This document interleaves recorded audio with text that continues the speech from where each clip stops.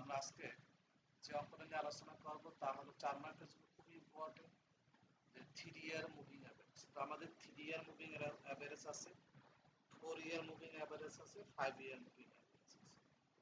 তো আমরা 4 ইয়ার moving average কিভাবে করবো এটা আমরা পরে দেখবো। আগে 3 ইয়ার মুভিং অ্যাভারেজ তো বের করবো। তো এখানে যে আমরা যেটা দেখতে পারতেছি এটা ম্যানেজমেন্টে 2020 সালে আসছে। From the following the data, calculate the trend value using the 3-year moving average. তো প্রথমত আমাদের ইয়ার দেওয়া থাকবে, ইয়ারের জন্য একটা ঘর করবো, তারপর প্রোডাকশন দেওয়া থাকবে, প্রোডাকশনের জন্য একটা ঘর। এখন 3 ইয়ার মুভিং অ্যাভারেজ বস, এই জন্য এই যে প্রোডাকশন যে 412, 438, 446, এই তিনটা আমরা যোগ করব। যোগ করার পর এই তিনটার মাঝখানে, এই যে তিনটার মাঝখানে 438 এই জায়গায় লেখা। তো এই তিনটা যে আমরা যোগ করার ফল করার করার পরে যে ফলটা আছে ফলটা লেখা। আমরা ইচ্ছা করলে এটা না দেখাইলেও হবে, তবে দেখাইলে ভালো। তারপর 412 বাদ, তারপর 438, 446, 454 এই তিনটা যোগ করার পর আমরা এটার মাঝখানে লিখব।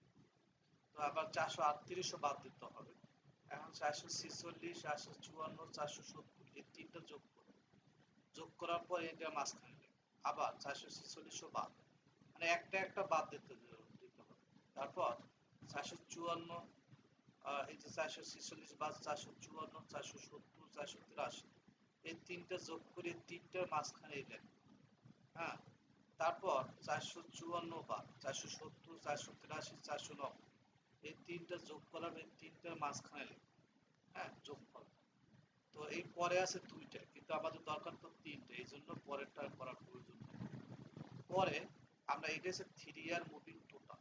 তো এটা যখন অ্যাভারেজ বের করব, 3 ইয়ার মুভিং অ্যাভারেজ, তখন এটারে 3 দিয়ে ভাগ দেব, এটারে 3 দিয়ে ভাগ দেব, এটারে 3 দিয়ে ভাগ দেব, এটারে 3 দিয়ে ভাগ দেব, প্রতিটাকে 3 দিয়ে ভাগ দেব। কেন 3 ইয়ার মুভিং অ্যাভারেজ বসে, এই জন্য 3 দিয়ে ভাগ দেব।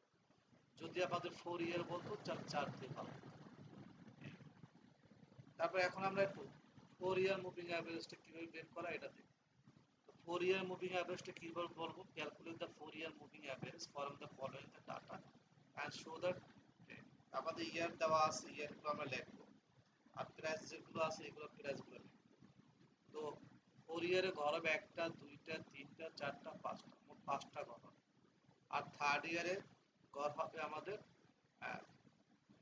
এই যে থার্ড ইয়ারে ঘর হবে কয়টা আমরা একটু দেখি, যে একটা, দুইটা, তিনটা, চারটা। কিন্তু আমরা 4 ইয়ার যখন করবো তখন আমাদের একটা বেশি হবে।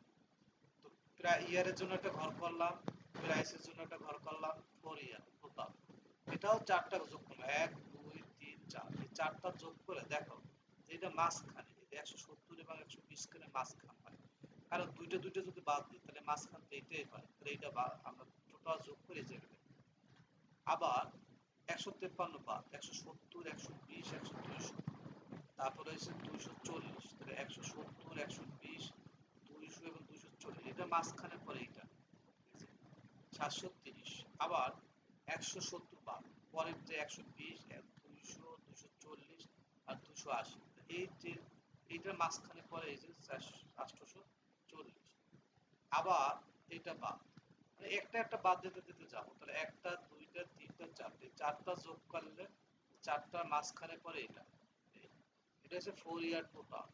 আর 4 ইয়ার অ্যাভারেজ, অ্যাভারেজ কিরকম বের করবো? অ্যাভারেজ বের করবো, এটাকে 4 দিয়ে ভাগ দেবো, এটাকে 4 দিয়ে ভাগ, এটাকে 4 দিয়ে ভাগ, এটাকে 4 দিয়ে ভাগ, এটাকে 4 দিয়ে ভাগ, এটাকে 4 দিয়ে ভাগ, প্রত্যেকটার আমরা 4 দিয়ে ভাগ করবো। ভাগ করার পর এটা লিখবো, এটা হচ্ছে 4 ইয়ার অ্যাভারেজ। এখন আমরা কি করব? সেন্টার সেন্টার ভ্যালুটা কিভাবে বের করব?